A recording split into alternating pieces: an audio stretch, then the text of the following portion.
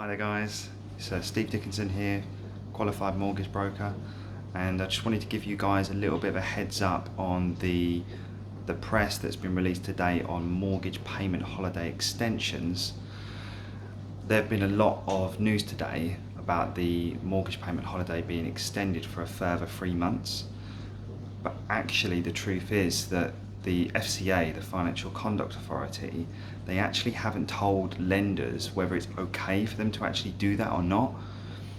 So they haven't issued their guidance on whether or not they think it's the right thing to do. So lenders are basically waiting for them to give them the green light. Lenders have been inundated today with lots of calls from borrowers asking about information about the payment holiday. But I think my biggest message this evening is that if you're thinking about taking a mortgage payment holiday, is to think about whether or not you really need to do that or not, and especially if you're self-employed. And let me tell you the reason why.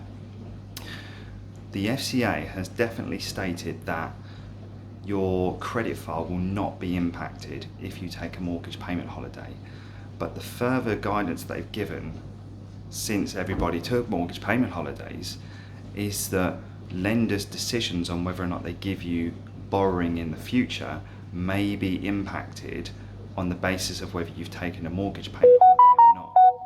Now, that's probably not going to be the case if you're an employed individual, because your income is quite stable, you get paid your money, that's it, right? But for self-employed people, that's a big question mark over whether your income is sustainable or not, and that is the biggest issue for self-employed people getting a mortgage.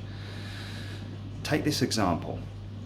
If you're a self-employed person, you took the mortgage payment holiday and you've had your 3 months, and then at the end of July, end of June, depending on when you took it, you then started paying your mortgage again. If you're then looking to get a mortgage later on in the year, whether for purchase or remortgage, that's a really good sign and a good indicator for a lender to show that your income is sustainable.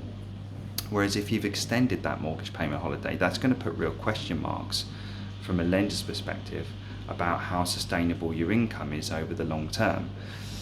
Now, because of open banking, because lenders share all their information these days, we're in the digital age of banking, whether or not it appears on your credit file is not necessarily going to factor in whether they can find out if you've taken a mortgage payment holiday or not.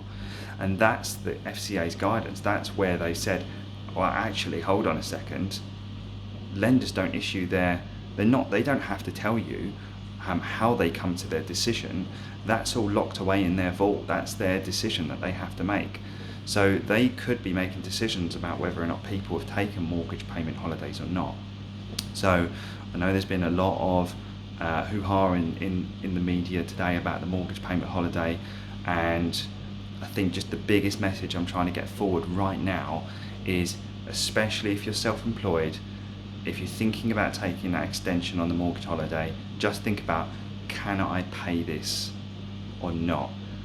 If you really need the cash and it's just there's no other choice about it, then obviously it sounds like that would be a good thing to do in my opinion. But if you can afford to pay the mortgage, then it potentially could be a good idea to not take the mortgage payment holiday, or talk to your lender about other options like changing over to interest only for a period of time.